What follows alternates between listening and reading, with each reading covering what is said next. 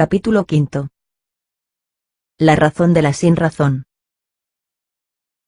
1. La mejoría de Maximiliano continuaba, de lo cual coligieron su tía y su hermano que la separación matrimonial había sido un gran bien, pues sin duda la presencia y compañía de su mujer era lo que le sacaba de quicio. Todo aquel invierno continuó el tratamiento de las duchas circular y escocesa y el bromuro de sodio. Al principio, cuando no le sacaba a paseo Juan Pablo, sacábale su misma tía, teniendo ocasión de notar lo bien concertados que eran sus juicios. Observaron, no obstante, que en el paletre del joven se escondía un pensamiento relativo al paradero de su consorte, y temían que este pensamiento, aunque contenido en proporciones menudas por el renacimiento armónico de la vida cerebral, tuviera el mejor día fuerza expansiva bastante para volver a trastornar toda la máquina. Pero estos temores no se confirmaron. En diciembre y enero la mejoría fue tan notoria, que doña Lupe estaba pasmada y contentísima. En febrero ya le permitieron salir solo, pues no se metía con nadie y se le habían acentuado considerablemente la timidez y la docilidad. Era como un retroceso a la edad en que estudió los primeros años de su carrera, y aún parecía que se renovaban en él las ideas de aquellos lejanos días, y con las ideas el encogimiento en el trato, la sobriedad de palabras y la falta de iniciativa. Su vida era muy metódica, no se le permitía leer nada, ni él lo intentaba tampoco, y siempre que iba a la calle, doña Lupe le fijaba la hora que había de volver. Ni una sola vez dejó de entrar a la hora que se le mandaba. Para que tales días se pareciesen más a los de Marras, el único gusto del joven era pasear por las calles sin rumbo fijo, a la aventura, observando y pensando. Una diferencia había entre la deambulación pasada y la presente. Aquella era nocturna y tenía algo de sonambulismo o de ideación enfermiza. Esta era diurna, y a causa de las buenas condiciones del ambiente solar en que se producía, resultaba más sana y más conforme con la higiene cerebro-espinal. En aquella, la mente trabajaba en la ilusión, fabricando mundos vanos con la espuma, que echan de sí las ideas bien batidas. En esta trabajaba en la razón, entreteniéndose en ejercicios de lógica, sentando principios y obteniendo consecuencias con admirable facilidad. En fin, que en la marcha que llevaba el proceso cerebral, le sobrevino el furor de la lógica, y se dice esto así, porque cuando pensaba algo, ponía un verdadero empeño maniático en que fuera pensado en los términos usuales de la más rigurosa dialéctica. Rechazaba de su mente con tenaz repugnancia todo lo que no fuera obra de la razón y del cálculo, no desmintiendo esto ni en las cosas más insignificantes. Que al poco tiempo de sentir en sí este tic del razonamiento lo aplicó al oscuro problema lógico de la ausencia de su mujer, no hay para qué decirlo. Que vive, no tiene duda. Este es un principio inconcuso que ni siquiera se discute. Ahora dilucidemos si está en Madrid o fuera de Madrid. Si se hubiera ido a otra parte, alguna vez recibiría mi tía cartas suyas. Es así que jamás llega a casa el cartero del exterior, y cuando va es para traer alguna carta de las hermanas de mi tío Jáuregui. Luego. Pero propongamos la hipótesis de que dirige las cartas a otra persona para que yo no me entere. Es inverosímil. Pero propongámosla. En tal caso, ¿qué persona sería esta? En todo rigor de lógica no puede ser doña Casta, porque la señora de Samaniego no gusta de tales papeles. En todo rigor de lógica tiene que ser Torquemada. Pero Torquemada, anteayer, entró en el gabinete de mi tía, y yo, desde el pasillo, le oí preguntarle claramente si había sabido de la señorita. Luego, Torquemada no es. Luego, no siendo Torquemada, no hay intermediario de cartas. Y no habiendo intermediario de cartas, no puede haber correspondencia. Luego está en Madrid. Quedóse muy satisfecho, y después de detenerse un rato a ver un escaparate de estampas, volvió a pegar la hebra. Podría ponerse en duda que entre ella y mi tía haya comunicación, y en caso de que no la hubiera, el problema de su residencia seguiría como boca de lobo. Pero yo sostengo que hay comunicación. Si no, ¿qué significa el papelito de apuntes que sorprendí el otro día sobre la cómoda de mi tía, y en el cual, pasando al descuido la vista, distinguí este renglón que decía, corresponden a F 1252 reales? F quiere decir ella. Luego hay comunicación entre mi tía y ella, y como esta comunicación no es postal, resulta claro, como la luz del día, que reside en Madrid. Largos ratos se pasaba en este ejercicio de la razón. A veces se decía, rechacemos todo lo fantástico. No admitamos nada que no se apoye en la lógica. ¿De qué vive? ¿Vivirá honradamente? No aventuremos ningún juicio temerario. Podrá vivir honradamente y podrá vivir de mala manera. Yo llegaré a descubrir la verdad enterita, sin preguntar una palabra a nadie. Pues todos callan ante mí, yo callo ante todos. Veo, oigo y pienso. Así sabré todo lo que quiero. Qué hermosa es la verdad, mejor dicho, estos bordes del manto de la verdad que alcanzamos a ver en la tierra, porque el cuerpo del manto y el de la verdad misma no se ven desde estos barrios. Dios mío, me asombro de lo cuerdo que estoy. La gente me mira con lástima, como a un enfermo. Pero yo, en mí, me recreo en lo sano de mis juicios. Dichoso el que piensa bien, porque él es tan grande. Entró en el café del siglo, donde quería encontrar a su hermano. Pero Leopoldo Montes le dijo que habiendo aceptado Villalonga la dirección de Beneficencia y Sanidad, había encargado a Juan Pablo un trabajo delicadísimo y muy enojoso. Cosa de poner en claro unas cuentas de lazaretos. Y me le tenía en la oficina de sol a sol. Allí le llevaban el café. No le venía mal a Juan Pablo que el director le encargase trabajos extraordinarios, pues esto significaba confianza, y tras la confianza vendría un ascenso. Hablaron de empleos y de política, diciendo Maximiliano cosas muy buenas. Refugio, la querida de Juan Pablo, estaba aquel invierno muy mal de ropa, y no iba al café del siglo, sino al de Gallo, porque le cogía cerca. La pareja moraba en la Concepción Jerónima, y además porque la sociedad modesta que frecuentaba aquel establecimiento, permitía presentarse en él de trapillo o con mantón y pañuelo a la cabeza. Agregábansele a Refugio algunas personas con quienes tenía amistad fácil y adventicia, de esas que se contraen por vecindad de casa o de mesa de café.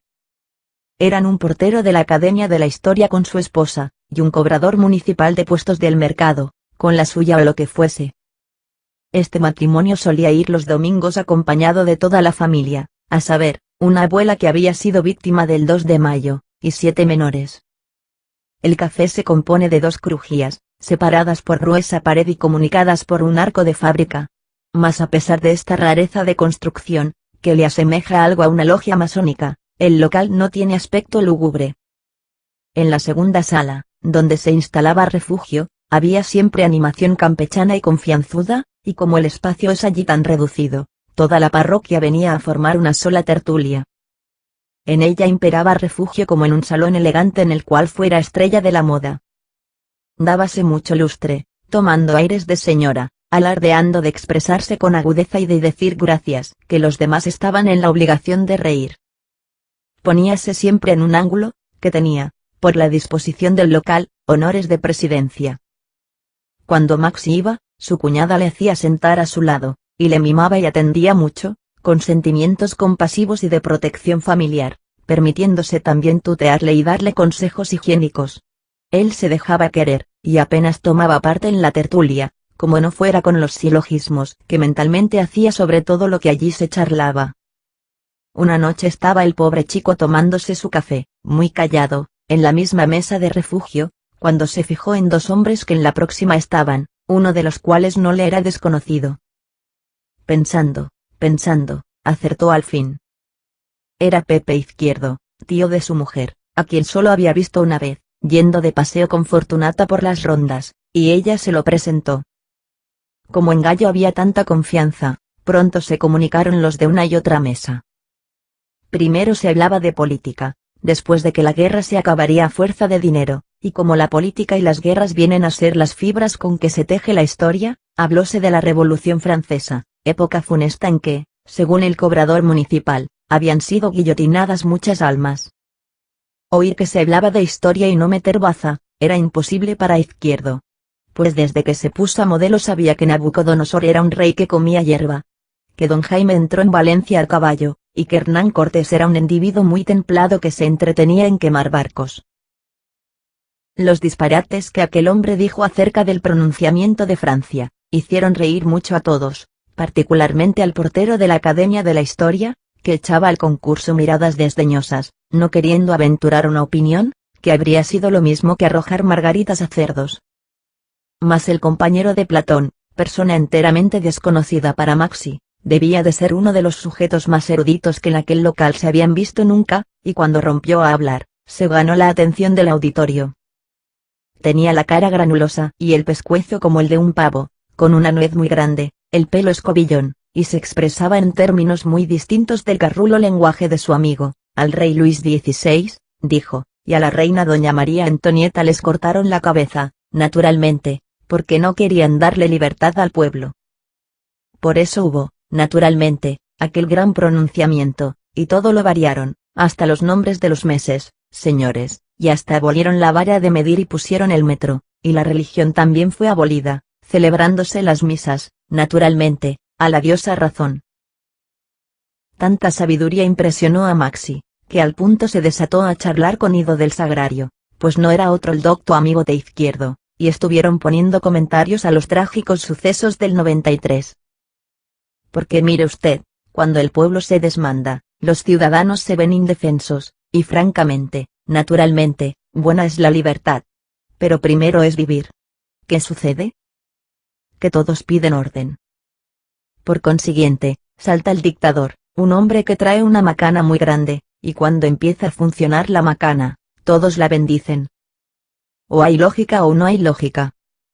Vino, pues, Napoleón Bonaparte, y empezó a meter en cintura a aquella gente.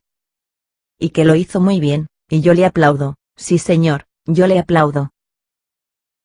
Y yo también, dijo Maxi, con la mayor buena fe, observando que aquel hombre razonaba discretamente. ¿Quiere esto decir que yo sea partidario de la tiranía?, prosiguió Ido. No señor. Me gusta la libertad. Pero respetando a Juan, Pedro y Diego. Y que cada uno piense como quiera, pero sin desmandarse, mirando siempre para la ley.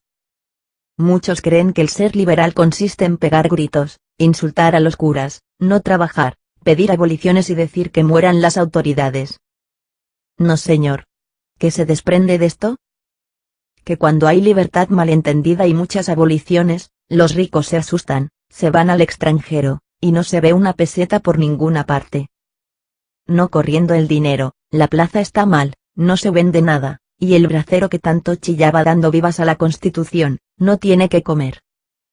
Total, que yo digo siempre, lógica, liberales, y de aquí no me saca nadie. Este hombre tiene mucho talento, pensaba Rubín, apoyando con movimientos de cabeza la aseveración de aquel sujeto.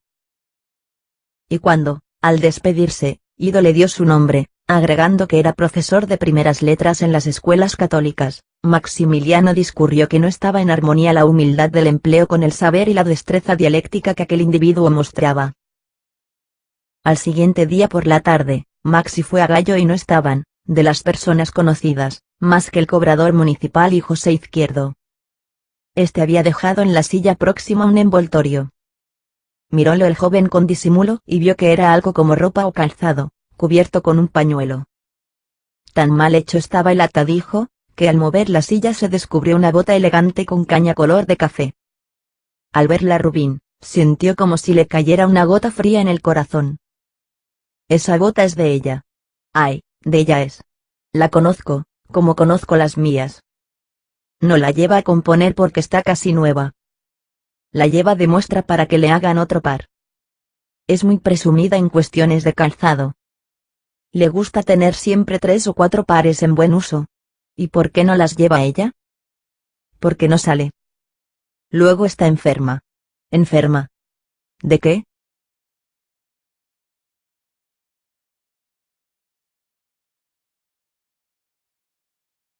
Dos. Platón se despidió de su amigo, y cogió el lío diciendo que tenía que ir a la calle del Arenal. Justo, discurrió Maxi sin decir una palabra. Allí está su zapatero. Arenal, 22. Lo que me falta saber, podría averiguarlo siguiendo a ese bárbaro. Pero no. Con la lógica y solo con la lógica lo averiguaré. ¿Para qué quiero esta gran cordura que ahora tengo? Con mi cabeza me gobierno yo solo. Después, cuando entraron Ido, Refugio y otras personas, estuvo muy comunicativo, discurriendo admirablemente sobre todo lo que se trató, que fue la insurrección de Cuba, el alza de la carne, lo que se debe hacer para escoger un bonito número en la lotería, la frecuencia con que se tiraba gente por el viaducto de la calle de Segovia, el tranvía nuevo que se iba a poner y otras menudencias. Un día de los primeros de marzo, Maxi, al dirigirse al café, vio a Izquierdo en los soportales de la casa panadería, y a punto que le saludaba, pasó y se detuvo el cobrador municipal. Este y José cambiaron unas palabras. Enseguida voy al café, dijo el modelo, mostrando varios paquetes a su amigo, que los miraba con curiosidad. Subo a largar esto, varas de cinta. Jabón. Demonios, dátiles. Voy cargado como un santísimo burro. Maximiliano siguió hacia el café, y observando que Platón tomaba hacia la calle de Ciudad Rodrigo, miró su reloj. Dátiles. ¿Cuántos le he comprado yo? Las golosinas la venden. Se despepita por ellas. Pensó el razonador, penetrando en el establecimiento, sin ver nada de lo que en él había. Come dátiles. Luego no está mala. Los dátiles son muy indigestos. Y puesto que ella los come, la causa del no salir, no es enfermedad. Luego, es otra cosa. Y viendo entrar a Izquierdo, volvió a mirar su reloj. Ha tardado 12 minutos. Luego la casa está cerca. 12 minutos, pongamos 4 para subir la escalera, 2 para bajarla. ¿Y está cansado el hombre? Debe de ser alta la escalera. La casa está cerca. La descubriremos por la lógica. Nada de preguntas, porque no me lo dirían. Ni seguir a este animal, porque eso no tendría mérito. Cálculo, puro cálculo. Izquierdo y el cobrador municipal le convidaron a unas copas. Pero él no quiso aceptar, porque le repugnaba el aguardiente.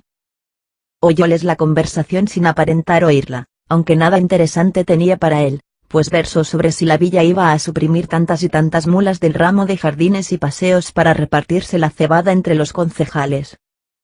Después el recaudador sacó a relucir no sé qué asunto de familia, quejándose de las continuas enfermedades de su esposa, de lo que Izquierdo tomó pie para decir unas cuantas barbaridades sobre las ventajas de no tener familia que mantener.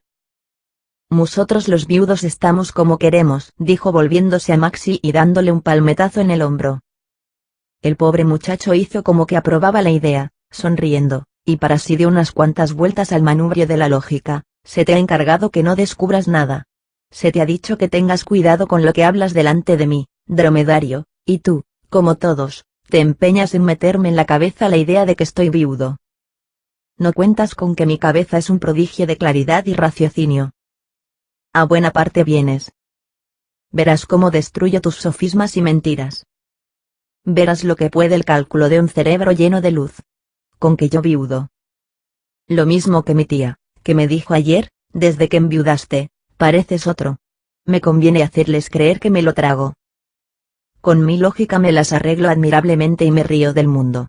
Qué bonita es la lógica. Pero qué bonita. Y qué hermosura tener la cabeza, como la tengo ahora, libre de toda apreciación fantasmagórica, atenta a los hechos, nada más que a los hechos, para fundar en ellos un raciocinio sólido. Pero vámonos a mi casa, que mi tía me espera. 3 días después de esto, al entrar en la botica, notó que Ballester y Quevedo hablaban, y que al verle llegar a él, se callaron súbitamente.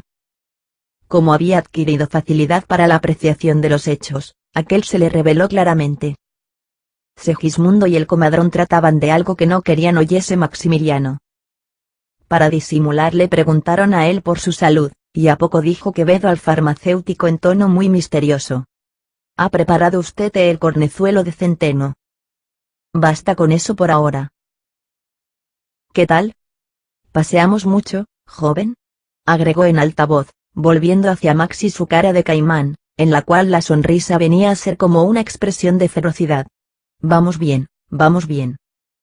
Al fin podrá usted volver a sus ocupaciones ordinarias. Ya decía yo que en cuanto estuviera usted libre. Por aquello de muerto el perro se acabó la rabia. Rubín contestó afirmativamente y con amabilidad. Después observó que Ballester sacaba de un cajón un paquetito de medicamento y se lo daba al señor de Quevedo, diciéndole, lléveselo usted. Lo he pulverizado yo mismo con el mayor esmero. La antiespasmódica la llevaré yo. El comadrón tomó el paquete y se fue. A poco entró doña Desdémona preguntando por su marido, y pudo observar el joven que Ballester le hizo señas, llamándole la atención sobre la presencia de Maxi, pues la señora empezó diciendo: ¿Ha ido otra vez a la cava? Aquello se arregló y doña Desdémona invitóle a que la acompañase a su casa, lo que él hizo de bonísima gana, remolcándola del brazo por la escalera arriba. Conversando estuvieron largo rato, y la señora de Quevedo le enseñaba a sus jaulas de pájaros, canarias en cría, un jilguero que sacaba agua del pozo, y comía extrayendo el alpiste de una caja, con otras curiosidades ornitológicas de que tenía llena la casa. A la hora de comer entró Quevedo muy fatigado, diciendo: no hay nada todavía. Y como vio allí al sobrino de doña Lupe, no dijo más. Cuando Maximiliano se retiró, iba desarrollando en su mente la más prodigiosa cadena de razonamientos que en aquellas cavilaciones se había visto. ¿Ves cómo salió? Lo que fulminó en mi cabeza, como un resplandor siniestro del delirio, ahora clarea como luz cenital que ilumina todas las cosas. Vaya, hasta poeta me estoy volviendo. Pero dejémonos de poesías. La inspiración poética es un estado insano. Lógica, lógica, y nada más que lógica. ¿Cómo es que lo averiguado hoy por procedimientos lógicos, fundados en datos e indicios reales, existió antes en mi mente como los rastros que deja el sueño o como las ideas extravagantes de un delirio alcohólico? Porque esto no es nuevo para mí. Yo lo pensé, yo lo concebí envuelto en impresiones disparatadas y confundido con ideas enteramente absurdas. Misterios del cerebro, desórdenes de la ideación. Es que la inspiración poética precede siempre a la verdad, y antes de que la verdad aparezca, traída por la sana lógica, es revelada por la poesía, estado morboso. En fin, que yo lo adiviné, y ahora lo sé. El calor se transforma en fuerza. La poesía se convierte en razón. Que claro lo veo ahora. Vive en la cava, en la misma casa tal vez donde vivió antes. Se esconde para que no la vea nadie. El suceso se aproxima. La asiste Quevedo. Para ella son el cornezuelo de centeno y la antiespasmódica. Ah, cómo me río yo de estos imbéciles que creen que me engañan. Engañarme a mí, que estoy ahora más cuerdo que la misma cordura. Dios mío, qué talento tengo. Qué manera de discurrir. Estoy asombrado de mí mismo, y compadezco a mi tía, a Ballester, a todos los que hacen delante de mí esta comedia. Todavía no hay nada, fue lo que dijo Quevedo al volver a la cava. Presunción equivocada, falsos síntomas. Luego la cosa está próxima. Estamos en marzo. Bien, no me falta más que averiguar la casa.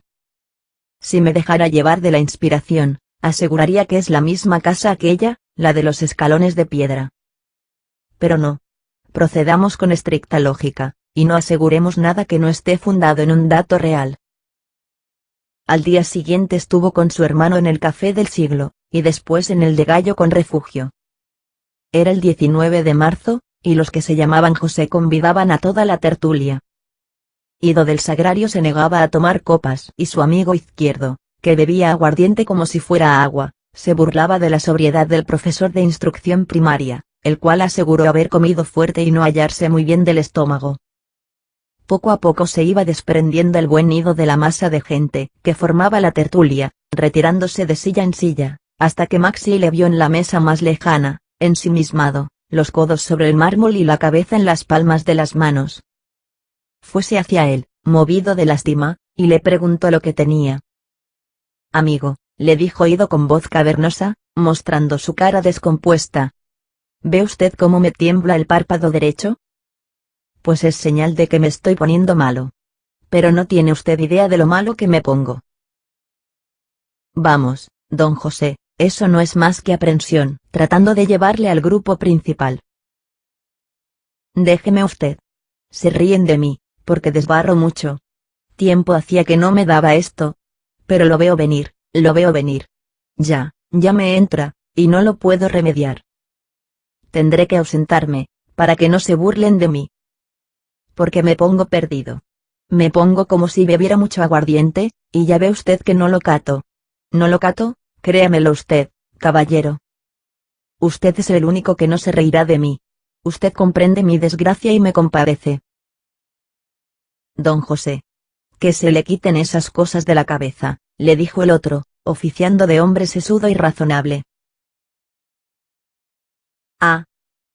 Pues quíteme del campo de mi vida los hechos. Tocándole amigablemente el brazo. Porque somos esclavos de las acciones ajenas, y las nuestras no son la norma de nuestra vida. Así es el mundo. De nada le vale a usted ser honrado, si la maldad de los demás le obliga a hacer una barbaridad. Eso está muy bien discurrido. Oh. La desgracia vuelve sabios a los tontos. No, no somos dueños de nuestra vida. Estamos engranados en una maquinaria, y andamos conforme nos lleva la rueda de al lado. El hombre que hace el disparate de casarse, se engrana, se engrana. ¿Me entiende usted? Y ya no es dueño de su movimiento. Entiendo, sí. Pues no me acuse usted si oye que he cometido un crimen hablándole al oído, porque los que tenemos la desgracia de ser esposos de una adúltera, los que tenemos esa desgracia, no podemos responder de aquel mandamiento que dice, no matar. Creo que es el quinto. Sí, el quinto es, dijo Maxi, que sentía una corriente fría pasándole por el espinazo. Y aquí donde usted me ve, echándose para atrás y expresándose siempre en voz muy baja, hoy mato yo. Esto, aunque dicho muy quedamente, fue oído de Izquierdo, que rompiendo a reír, soltó esta andanada. Pues no dice este judío dio que hoy mata él. ¿En qué plaza, camaraíta? Las carcajadas atronaban el café, y Rubín se acercó al grupo principal, diciendo con la mayor serenidad del mundo y en tono de benevolencia y compasión, señores, no burlarse de este pobre señor, que no tiene la cabeza buena. Un trastorno mental es el mayor de los males, y no es cristiano tomar estas cosas a broma. Denle un poco de agua con aguardiente. Se la ofrecieron. Pero Ido no la quiso tomar. Amorraba la cabeza entre los brazos cruzados sobre el mármol, y el dueño del establecimiento, mirándole con sorna, le decía, aquí no se duermen monas. A dormirlas a la calle. Maxi trató de hacerle levantar la cabeza. Don José, a usted le convendría tomar duchas y también unas pildoritas de bromuro de sodio. ¿Quiere que se las prepare? Es el tratamiento más eficaz para combatir eso. Dígamelo usted a mí, que durante una temporada he estado como usted. Muchísimo peor. Yo inventaba religiones. Yo quería que todo el género humano se matara. Yo esperaba el Mesías. Pues aquí me tiene tan sano y tan bueno. Y volviendo al grupo principal, nada, hay que dejarle. Eso le pasará. Pobrecito. Me da mucha lástima. De repente, don José se levantó de su asiento y salió de estampía, entre la risa y chacota de toda la partida. Maxi quiso salir detrás. Pero Refugio le tiró de los faldones y le hizo sentar a su lado. Déjalo tú. ¿Qué te importa? Y apareció el tumulto, por la entrada de otros pepes. Y el amo del café, que también era algo José, repartió puros y ron con marrasquino. Algunos se empeñaron en que Maximiliano bebiese. Pero ni él quería, ni Refugio se lo hubiera permitido, atenta siempre a cuidar de su preciosa salud. Lo que hacía el excelente muchacho era reír con la mayor buena fe todas las gracias que allí se decían, hasta las más zafias y groseras, aunque sin participar mucho de la estrepitosa alegría de aquella gente.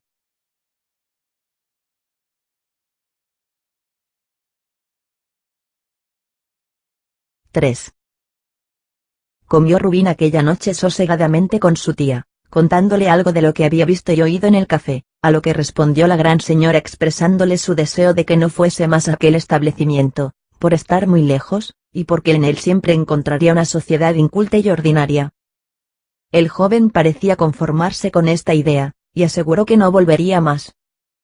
Después fue con su tía a casa de Samaniego, y mientras duró la tertulia, permaneció apartado de ella, labrando y puliendo su idea. Es en la casa de los escalones de piedra. Después que echó aquel brindis estúpido, Izquierdo habló de subir a gatas a casa de su hermana, y de bajar rodando por los escalones de piedra. Ya sé, pues, ¿dónde está? Ahora, hay que proceder con sigilo y decisión. Llegó la hora de castigar. El honor me lo pide. No soy un asesino, soy un juez. Aquel desgraciado hombre lo decía. estamos engranados en la máquina, y la rueda próxima es la que nos hace mover. Sus dientes empujan mis dientes y, ando. ¿Por qué suspiras, hijo?, le preguntó su tía, observándole caviloso y suspirante. Contestó evasivamente, y a poco se retiraron, no sin que doña Desdémona invitase al joven a pasar en su casa la mañana siguiente. Le enseñaría a todos sus pájaros y le daría de almorzar. Aceptada esta fineza, Maxi se personó en casa de Quevedo desde las 9, hora en que la señora aquella se hallaba en la plenitud de sus funciones, limpiando jaulas, revisando nidos, examinando huevos, y sosteniendo con este y el otro volátil pláticas muy cariñosas. Su obesidad no le impedía ser ágil y diligentísima en aquella faena. Gastaba una bata de color de almagre, y como su figura era casi esférica, no parecía persona que anda, sino un enorme queso de bola que iba rodando por las habitaciones y pasillos.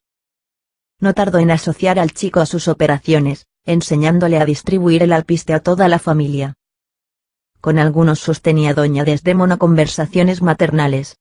¿Qué dices tú, chiquitín de la casa? Gloria mía. A ver.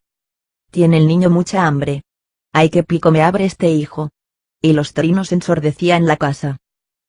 Con verdadero ahínco, Maximiliano seguía torneando en su cabeza las ideas de la noche anterior. La mataré a ella y me mataré después, porque en estos casos hay que poner el pleito en manos de Dios. La justicia humana no lo sabe fallar. Qué mala es esta pájara, decía doña Desdémona, no sabe usted lo mala que es. Ha matado ya 3 maridos. Y de los hijos no hace caso. Si no fuera por el macho, que es, ahí donde usted lo ve, toda una persona decente, los pobrecitos se morirían de hambre. Hay que perdonarla, replicó Maxi con humorismo, porque no sabe lo que se hace. ¿Y si la fuéramos a condenar? ¿Quién le tiraría la primera piedra? Vamos ahora a los pericos, que ya están alborotados. La lógica exige su muerte, pensaba Rubín colgando cuidadosamente una jaula en que había muchos nidos. Si siguiera viviendo, no se cumpliría la ley de la razón. La renovación del alpiste y del agua daba a aquellos infelices y graciosos seres aprisionados una alegría insensata, y poniéndose todos a piar y a cantar a un tiempo, no era posible que se entendieran las personas que entre ellos estaban. Doña Desdémona hablaba por señas. Maxi parecía contento, y hubiera vuelto a empezar todas las operaciones por puro entretenimiento. Cuando llegó la hora de almorzar, tenía ya muy buen apetito, y el comadrón y su esposa estuvieron muy amables con él, diciéndole que le agradecerían fuese todos los días, si tenía gusto en ello. Ya Quevedo no era celoso, y desde que su esposa se había redondeado hasta hacer la competencia a los quesos de Flandes, se curó el buen señor de sus murrias y no volvió a hacer el Otelo. Sin embargo, a ninguno que no fuera el pobre Rubín, le habría permitido entrar libremente en la casa, porque en verdad, no le consideraba a este capaz de comprometer la honra de ningún hogar donde penetrase. Doña Lupe entró muy gozosa, diciendo: ¿Qué tal se ha portado el galán? Admirablemente, señora. Es lo más amable, replicó doña Desdémona, y llevándola aparte, añadió, si está bueno y sano. Si viera usted qué contento y qué tranquilo. Nada, como la persona de más juicio. Yo creo, dijo la de Jáuregui, que si no está curado, le falta poco. ¿Y qué hay de eso? Esta mañana volvió Quevedo. Todavía nada. Esperando por momentos. Ella, con mucho miedo. Algo más cotorrearon, pero no hace el caso. Doña Lupe se llevó a su sobrino al Monte de Piedad, y como aquel día las ventas fueron de muy poco interés, tornaron pronto a casa, después de comprar fresa y espárragos en un puesto de la calle de Atocha. Por la tarde, la señora encargó a su sobrino que le hiciera unas cuentas algo complicadas, y él las despachó con presteza y exactitud, sin equivocarse ni en un céntimo, y como su tía se maravillase de aquel tino aritmético, el joven se echó a reír, diciéndole: ¿Pero usted qué se ha figurado? Si tengo yo la cabeza como no la he tenido nunca. Si estoy tan cuerdo, que me sobra cordura para darla a muchos que por cuerdos pasan. Hacía muchísimo tiempo que doña Lupe no había visto al chico tan despejado, con tanto reposo en el espíritu y el ánimo tan dispuesto a la alegría, señales todas de reparación indudable. Si no dudo que estés bien. Cierto que ya quisieran muchos. Yo me alegro infinito de verte así, y le pido a Dios que te conserve. Crea usted que seguiré lo mismo. Yo reconozco en mi cabeza una fuerza que nunca he tenido. Discurro admirablemente, y se lo voy a probar a usted ahora mismo. Se pasmará usted al ver que si buena comedia han hecho ustedes conmigo, mejor la he hecho yo con ustedes. Los engañadores son los engañados. Doña Lupe empezó a alarmarse. Pues verá usted, continuando en la mesa en que había hecho las cuentas y con el papel de ellas entre las manos.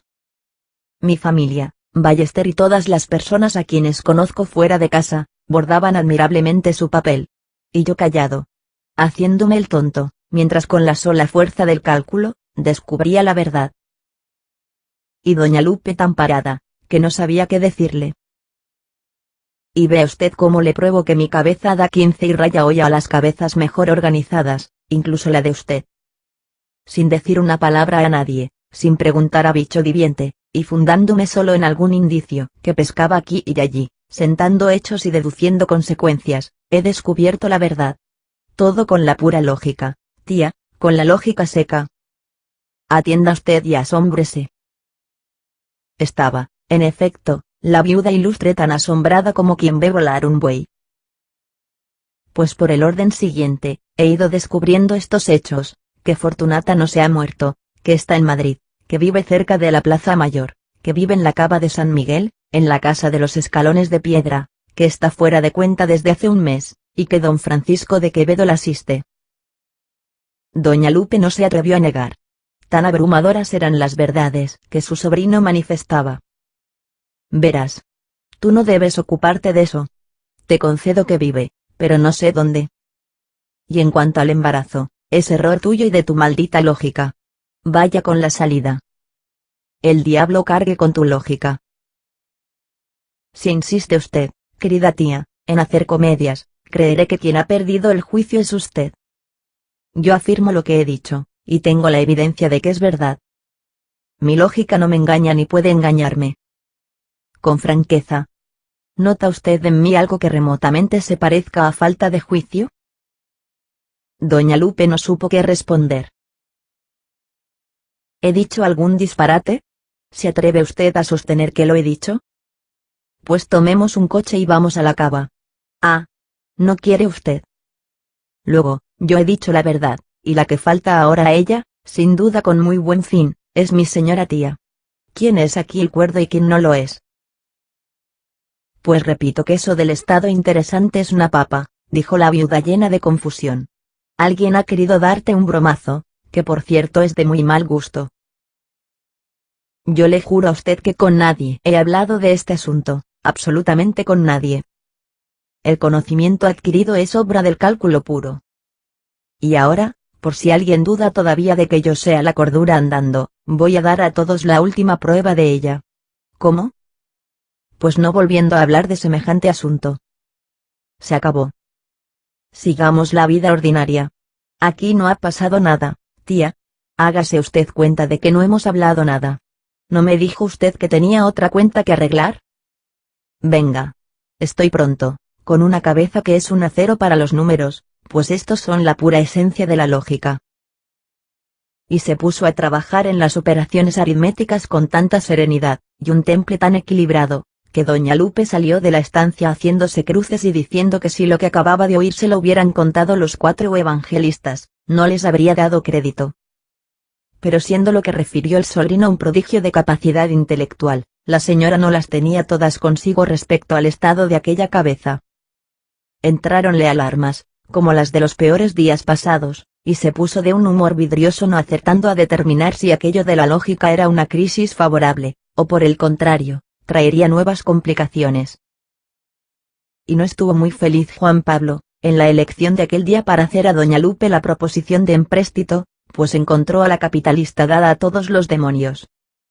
Era el hombre de menos suerte que existía, pues nunca daba en el quid de la buena ocasión. Lástima grande, porque el discurso que llevaba preparado para convencer a la señora era admirable, y una roca se ablandaría oyéndolo. su tía no le dejó pasar del exordio, negándose absolutamente a contratar ninguna clase de préstamo ni en las condiciones más usurarias. Total, que salió Juan Pablo de la casa renegando de su estrella, de su tía y de todo el género humano, revolviendo en su mente propósitos de venganza con proyectos de suicidio, pues estaba el infeliz como el náufrago que patalea en medio de las olas, y ya no podía más, ya no podía más. Se ahogaba.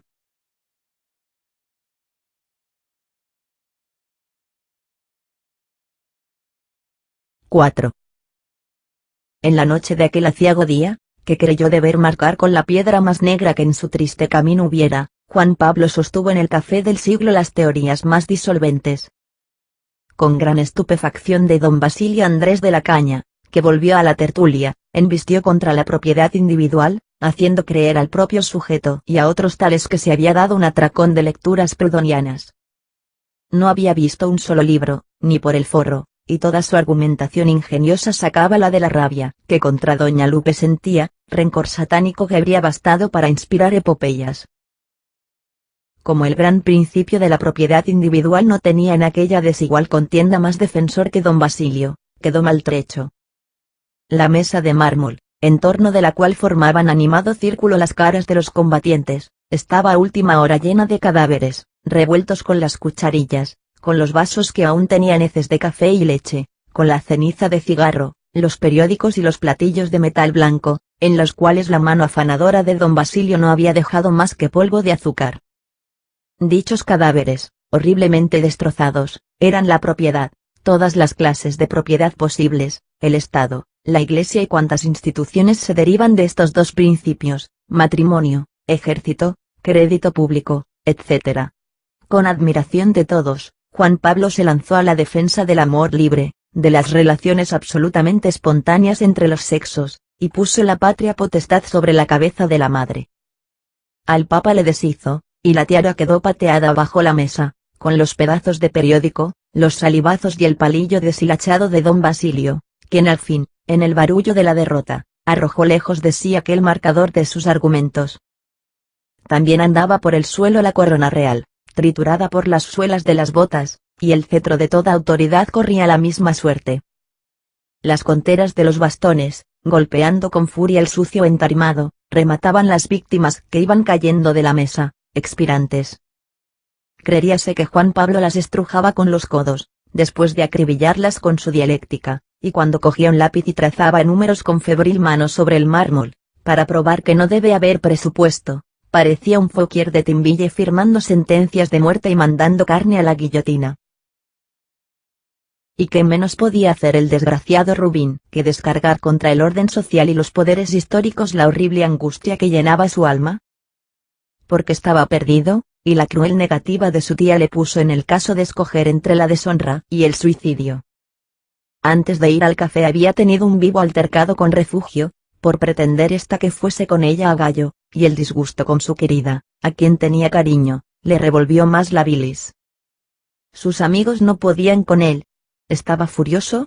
Poco faltaba para que insultase a los que le contradecían, y su numen paradójico se excitaba hasta un grado de inspiración que le hacía parecer un propagandista de la secta de los tembladores. El que mejor replicaba, parece increíble, era Maxi, que se quedó en el café más tiempo del acostumbrado, retenido por el interés de la polémica. Defendía el joven Rubín los principios fundamentales de toda sociedad con un ardor y una serena convicción que eran el asombro de cuantos le oían. No se alteraba como el otro. Argumentaba con frialdad, y sus nervios, absolutamente pacíficos, dejaban a la razón desenvolverse con libertad y holgura.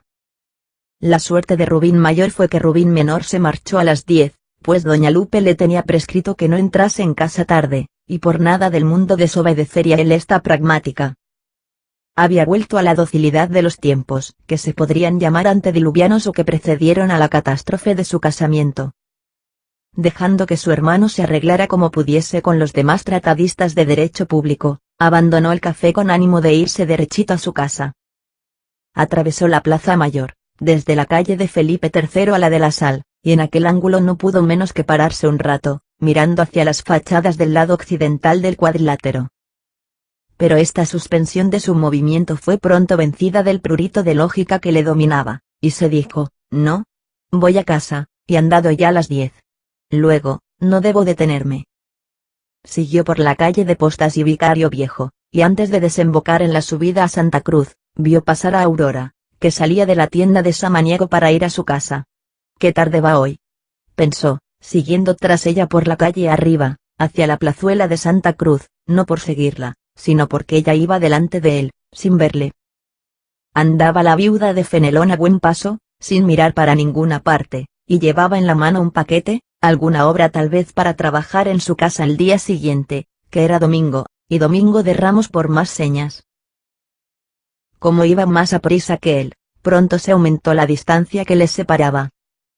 En vez de seguir por la calle de Atocha para tomar por la de Cañizares, como parecía natural, este era el itinerario que usaba Maxi, la joven se metió por el oscuro callejón del Salvador. En la sombra del Ministerio de Ultramar la esperaba un hombre que la detuvo un instante, diéronse las manos y siguieron juntos. «Hola, hola», se dijo Maxi acechando. «¿Belenes tenemos?». Y viéndoles ir por el callejón adelante, una idea o más bien sospecha encendió en él vivísima curiosidad.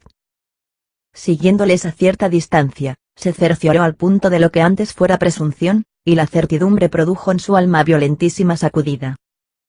«Es él, ese infame. La espera. Van juntos. Y toman la vía más solitaria. Luego, son amantes. Engañará a una pobre mujer. Un hombre casado». Determinóse en él con poderosa fuerza el rencor de otros tiempos, aquel rencor concentrado y sutil que era como un virus ponzoñoso, tan pronto manifiesto como latente, y que al derramarse por todo su ser, producía tantos y tan distintos fenómenos cerebrales. Al propio tiempo se desbordaba en el alma del desdichado joven un sentimiento quijotesco de la justicia, no tal como la estiman las leyes y los hombres, sino como se ofrece a nuestro espíritu, directamente emanada de la esencia divina. Esto lo tolera y aún lo aplaude la sociedad. Luego, es una sociedad que no tiene vergüenza. ¿Y qué defensa hay contra esto? En las leyes ninguna. Ay, Dios mío, si tuviera aquí un revólver, ahora mismo, sin titubear un instante, le pegaba un tiro por la espalda y le partía el corazón.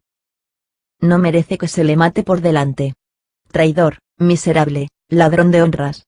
Y esa tonta que se deja engañar. Pero ella no merece la muerte, sino la galera, sí señor, la galera. Al día siguiente del lastimoso lance ocurrido cerca de Cuatro Caminos, no estaba Maxi más excitado y rencoroso que aquella noche lo estuvo. En el tiempo transcurrido desde la noche aciaga de noviembre, no había visto a su ofensor sino muy contadas veces, y siempre de lejos. Nunca le había tenido así, tan a tiro. ¡Ay! ¿Por qué no traigo un revólver? Ahora mismo le dejaba seco. Si pasara por una armería, lo compraba. Pero si no tengo dinero. La tía no me da más que los 2 reales para el café. Dios. ¡Qué desesperación! Si me infundes la idea de la justicia, idea lógica, perfectamente lógica. ¿Por qué no me das los medios para hacerla efectiva? Verle expirar revolcándose en su sangre. No tenerle ninguna lástima. Que no vea yo esto, Dios. Que no lo vea el mundo entero. Porque el mundo entero se había de regocijar.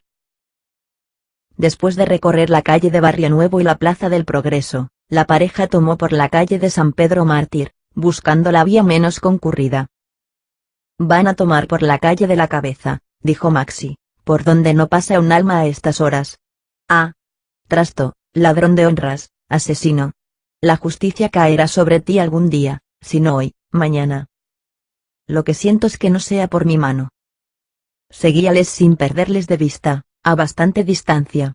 «Me duelen las contusiones que recibí aquella noche, como si las acabara de recibir. Perdulario, cobarde, que te ensañas con los débiles de cuerpo, con los enfermos que no se pueden tener. A ti se te contesta con una bala. Plaf. Y se te deja seco. Y yo me quedaría tan fresco si te pudiera dar lo que mereces. Pero tan fresco y tan satisfecho como se queda todo el que ha hecho un bien muy grande, pero muy grande». Al llegar a la calle del Ave María, Rubín se pasó a la acera de los impares y se puso en acecho en la esquina de la calle de San Simón, en la sombra. Detuviéronse, Aurora parecía decir a su galán que no siguiese más. Era prudente esta indicación, y el galán se despidió apretándole la mano. Maxi le miró subir hacia la calle de la Magdalena, y sentía deseos de gritar e írsele encima: ratero de mi honor y de todos los honores. Ahora las vas a pagar todas juntas. Creía que se le afilaban las uñas haciéndosele como garras de tigre. En un tris tuvo que Maxi diese el salto y cayese sobre la presa. La lógica le salvó. Soy mucho más débil, y me destrozará. Un revólver, un rifle es lo que yo necesito. Cuando los amantes desaparecieron de su vista, Rubín penetró en su casa. Lo más particular fue que la idea de su mujer se borró de su mente durante aquel suceso, o quizás personificaba en Aurora la totalidad de las deslealtades y traiciones femeninas. A solas en su cuarto, fue acometido de una duda horrible. Pero esto que me desvela ahora, se decía revolviéndose en el lecho. ¿Es verdad, o lo he soñado yo? Sé que entré, sé que caí en la cama, sé que dormí, y ahora me encuentro con esta impresión espantosa en mi cerebro. ¿Es verdad que les he visto, al infame y a ella, o lo he soñado? Que yo he tenido un sopor breve y profundo, es indudable. Pues ya voy creyendo que ha sido sueño. Sí, sueño ha sido. Aurora es honrada. Vaya con las cosas que sueña uno. Pero no, Dios, si lo vi, si lo estoy viendo todavía, y si tengo estampadas aquí las dos figuras. Esto es para volverse loco. Y sería lástima, ahora que estoy tan cuerdo. Todo el día siguiente estuvo con la misma confusión en su mente. ¿Lo había visto, o lo había soñado?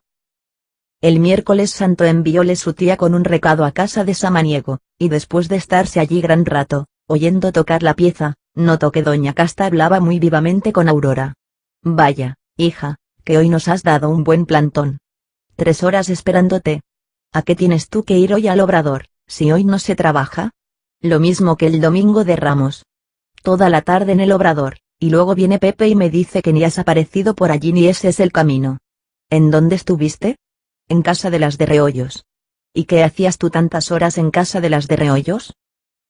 Tengo yo que averiguarlo. Aurora se defendía con ingenio y tesón, como quien sabe que es mayor de edad y puede, cuando quiera, echar a rodar la autoridad materna. Pero no llegó el caso de hacerlo así. Maxi, aparentando poner sus 5 sentidos en la pieza que tocaba a Olimpia, no perdía sílaba de aquel doméstico altercado. Gracias que la cuestión ocurrió cuando la niña tenía entre sus dedos el andante cantabile molto expresivo, que si llega a coincidir con el allegro agitato, ni Dios pesca una letra de lo que hija y madre hablaron. Durante el presto confoco, Maxi se decía, parece mentira que dudara yo un instante de que aquello era la pura realidad. Y lo que di sueño. ¡Qué imbécil! Un dato tomado de la existencia positiva me ha quitado todas las dudas. Ahora no me basta con la lógica, necesito ver algo más. Y veré. ¿Qué lección para mi mujer? Oh. Dios mío, ahora me asalta otra duda horrible. Si la mato no hay lección. La enseñanza es más cristiana que la muerte, quizá más cruel, y de seguro más lógica. Que viva para que padezca y padeciendo aprenda. Pero a él debo matarle. A él sí. Oyendo el estrepitoso fin de la pieza, tuvo como un sopor de medio minuto, y volvió de él asaltado por esta idea que le sacudía: no, matar no. Su maldad es necesaria para este gran escarmiento. La vida es lo que duele y lo que enseña. La muerte para los buenos. Para los perversos, lógica, lógica. Apenas se había acabado la tocata, entró doña Casta a decirle: Maxi, la señora de Quevedo me ha llamado por la ventana del patio para decirme que le mande a usted subir un momento. Tiene que enviar un recado a Lupe. Subió el pobre chico, y doña Desdémona le hizo esperar un ratito, pues estaba ayudando a su marido a desnudarse. Acababa de entrar, muy fatigado. Le llamaron a las 12 y hasta aquella hora no había podido volver a casa. Querido, dijo a Rubín la dama esférica, tocándole amistosamente en el hombro. Hágame el favor de decirle a Lupe que la pájara mala sacó pollo esta mañana. Un polluelo hermosísimo. Con toda felicidad. Maxi se rascó una oreja, y sacando de su alma a los labios una sonrisa extraña, cuya significación no pudo entender la señora de Quevedo: la pájara mala, dijo con acento de niño mimoso, enséñemela usted. Y el pollo. Enséñemelo también. No, no, ahora no, replicó doña Desdémona empujándole hacia la puerta. Mañana los verá. Vaya ahora a decirle esto a su tía.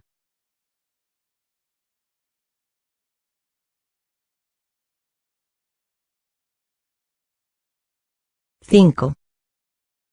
El interés con que doña Lupe esperaba noticias de la pájara mala y de si sacaba bien o mal el pollo, no podrá ser comprendido sin tener en cuenta las grandes ideas que en aquellos días despuntaban en el caletre de la insigne señora.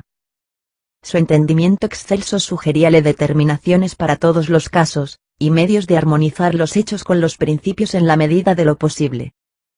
Era su lema que debemos partir siempre de la realidad de las cosas, y sacrificar lo mejor a lo bueno, y lo bueno a lo posible. Esto lo había aprendido en la experiencia de los negocios, la cual se aplica con éxito a los asuntos morales, del mismo modo que el ejercicio de las matemáticas y la agilidad gimnástica que dan al entendimiento, facilitan el estudio de la filosofía.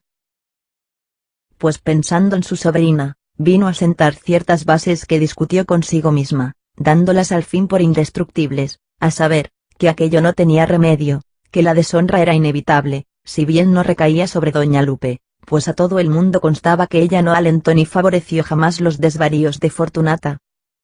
Esto lo sabían hasta los perros de la calle. Por consiguiente, bien podía la señora estar tranquila sobre este particular. Segundo punto, Fortunata sería todo lo mala que se quisiera suponer. Pero había pertenecido a la familia, y la persona más importante de esta no podía menos de echar una mirada a la descarriada joven para enterarse de sus pasos, y tratar de impedir que arrojase sobre el claro apellido de Rubín ignominias mayores. Presentábase un problema grave, cuya solución no estaba al alcance de los entendimientos vulgares. Aquel pequeñuelo que iba a presentarse en el mundo era, por ley de la naturaleza, sucesor de los Santa Cruz, único heredero directo de poderosa y acaudalada familia. Verdad que por la ley escrita, el tal nene era un Rubín. Pero la fuerza de la sangre y las circunstancias habían de sobreponerse a las ficciones de la ley, y si el señorito de Santa Cruz no se apresuraba a portarse como padre efectivo, buscando medio de transmitir a su heredero parte del bienestar opulento de que él disfrutaba, era preciso darle el título de monstruo. Oh, si a mí me hubiera pasado lo que le pasa a esa Panfilona, se decía. ¿Cómo no me había de señalar el otro una pensión de alimentos? Bonito genio tengo yo para estas cosas. Ah, pues si esa hiciera caso de mí, y se dejara llevar. Lo que es ahora, yo le aseguro que sus 2 o 3 mil duros de pensión no se los quitaba nadie. Lo primerito que yo haría era plantarme en casa de doña Bárbara y leerle la cartilla bien leída. Y lo haré, aunque esa simple no me autorice. No lo puedo remediar, la iniciativa me alborota todo el espíritu, y reviento si no le doy salida. Y me inspira lástima lo que va a nacer, porque es un dolor que viva pobre viniendo de quien viene. Pues el día de mañana, pongo que sea varón, cuando crezca y sea preciso librarle de quintas. ¿Qué va a hacer esa infeliz? No, esto no puede quedar así. Pobre criaturita.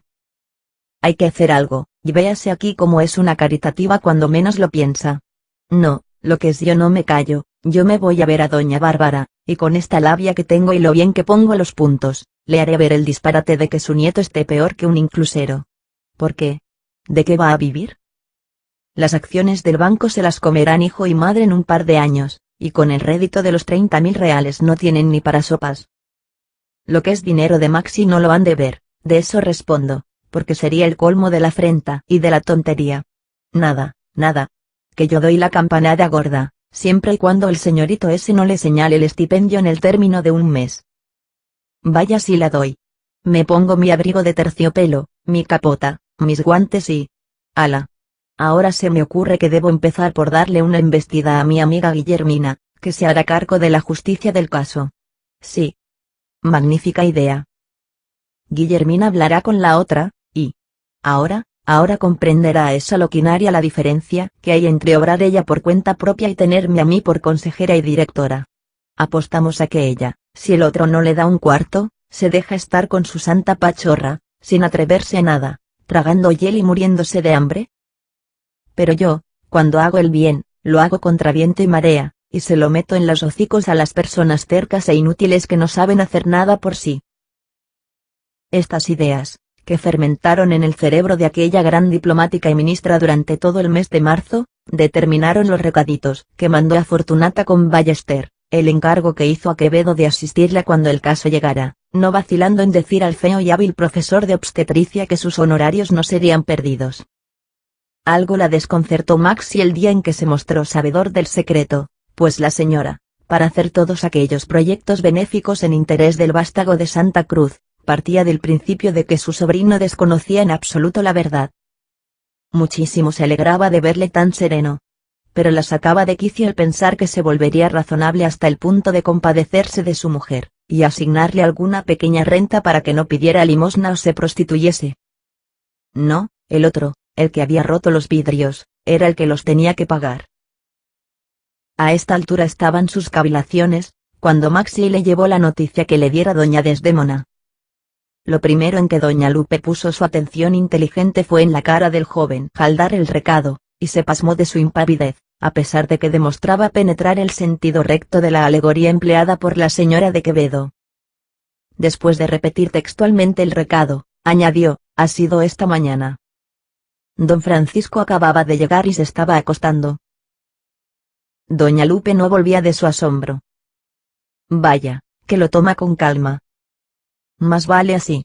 ¿Y esto es cordura o qué es? Será lo que llaman filosofía. Dios nos tenga de su mano, si después le da por la filosofía contraria. ¿Piensa usted ir a verla? Le preguntó después el chico con la mayor naturalidad. Yo. Pero qué cosas tienes. Veo que es inútil hacer comedias contigo.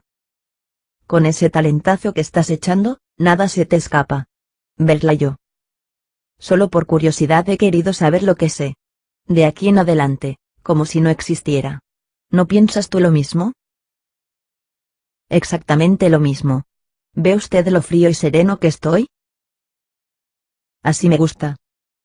Esto se llama ser filósofo en toda la extensión de la palabra, y elevarse sobre las miserias humanas, dijo la viuda con emoción verdadera o falsa. No vuelvas a acordarte más del santo de su nombre. Y aunque me acordara, tía, aunque me acordara. ¿Para qué? Tú no has de verla. Y aunque la viera, tía, aunque la viera. Doña Lupe se inquietó un poco oyendo esta frase, dicha con cierto sentido de tenacidad maniática. Pero Maximiliano se apresuró a tranquilizarla con otro argumento. ¿Pero no observa usted lo cuerdo que estoy? Si no me he visto nunca así, ni en mis mejores tiempos. Ya quisieran todos. La señora tomó pie de esto último para variar la conversación. Dices bien. ¿Sabes que tu hermano Juan Pablo me parece a mí que no está bueno de la cabeza? Hoy estuvo otra vez a darme la jaqueca. Pues que le he de hacer el préstamo o se pega un tirito. Como no se mate él. Es el egoísmo andando. Se necesita atrevimiento. Pedirme dinero a un hombre que, cuando debe, no hay medio de sacarle un real, y se enfada si una reclama lo suyo. Dice que le van a hacer secretario de un gobierno de provincia y qué sé yo qué. ¿Tú lo crees? Muy rebajada está la talla de los empleados. Pero no tanto. En aquel segundo ataque desesperado que dio Juan Pablo a su tía, salió de la casa el pobre hombre más muerto que vivo. Su tía no era ya simplemente una mujer mala. Era un monstruo, una furia, un dragón mitológico. Aquel tiro con que él se amenazaba a sí mismo. Cuánto mejor estaría empleado en ella. Pero ese tiro. ¿Me lo doy o no me lo doy? No tengo más remedio que dármelo, discurría entrando por la calle de la Magdalena. Por ninguna parte veo la solución. Sí, lo que es el tiro me lo pego. Vaya si me lo pego. Lo malo es que no tengo revólver. Se me está figurando que al fin y al cabo no me pegaré tiro ninguno. Es uno así, tan dejado, que no se arranca. Ya voy viendo yo que una cosa es decir uno de buena fe que se mata, y otra cosa es hacerlo. Pero en fin, yo sigo en mis 13, y al fin, me lo tendré que pegar, no habrá más remedio.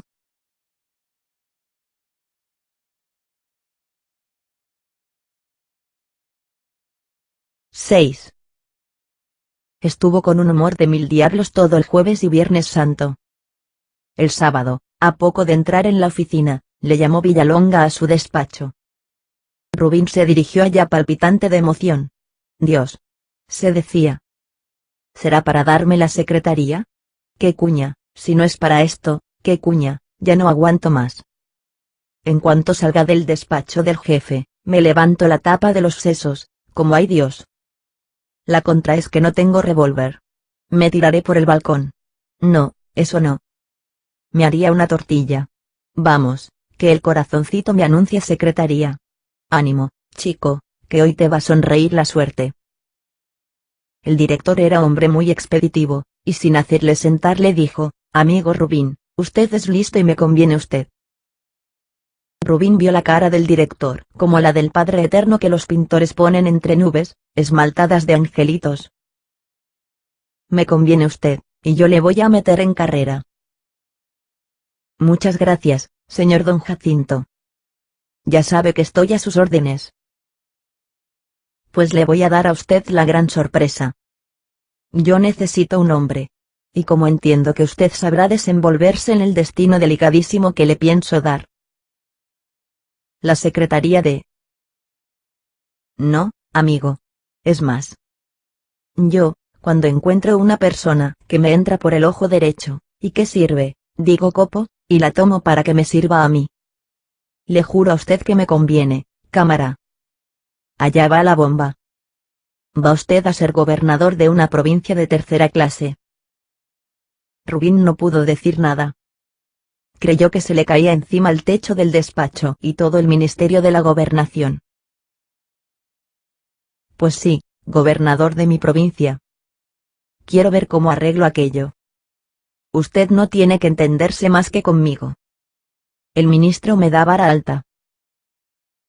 Señor director, balbució Rubín, disponga usted de mí. Pues será usted incluido en la combinación que va mañana a la firma del rey. Ya hablaremos, y le contaré a usted de cómo está aquello. Creo que iremos bien. Luego echaron un cigarro, y hablaron algo del estado de la provincia, desflorando el asunto. Empezó a entrar gente en el despacho, y Rubín se retiró para comenzar sus preparativos. Estaba el hombre que no sabía lo que le pasaba. Quería soñar. Se daba pellizcos a ver si estaba despierto, anduvo algún tiempo por la calle como un insensato. Se reía solo. Le dieron ganas de comprar un revólver para ponerse a disparar tiros al aire. Ah. Lo que debía hacer era meterle un par de balas en el cuerpo a doña Lupe. Sí, por mala, por tacaña. Pero no. Perdonar a todo el mundo. La vida es hermosa, y gobernar un pedazo de país es el mayor de los deleites. A los individuos de orden público o de la Guardia Civil que iba encontrando, les miraba ya como subalternos, y por poco les manda prender a su tía y a Torquemada. En el café, aquella noche, hubo la gran escena. Al principio no dijo nada, esperando dar la sorpresa de sopetón. Pero sus amigos conocieron que no era el mismo hombre. Daba un sonsonete de autoridad a sus palabras, medíalas mucho, tomaba el café con más pausa que de costumbre, y a cada momento echaba una frasecilla de protección. Pero amigo Montes, no hay que apurarse. Ya veremos si se te puede meter en algún hueco. Don Basilio me tiene que dar unos datos que necesito sobre la recaudación de la provincia de X. Oiga usted, relimpio, no se dé prisa a presentar la memoria, porque esta situación dura. Cánovas tiene para un rato. Es hombre que entiende la aguja de marear. Y como se suscitara un debate político de los más graves, Rubín se puso de parte de los que defendían la tesis más razonable, conciliadora y templada.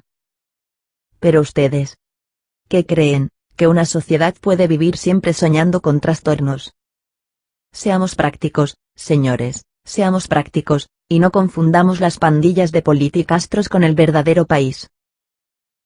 En esto llegó la correspondencia, y a las primeras ojeadas conspicuas que arrojó sobre las columnas de ella el buen don Basilio, tropezó con la combinación de gobernadores, y lanzando un berrido de sorpresa, se restregó los ojos creyendo que leía mal.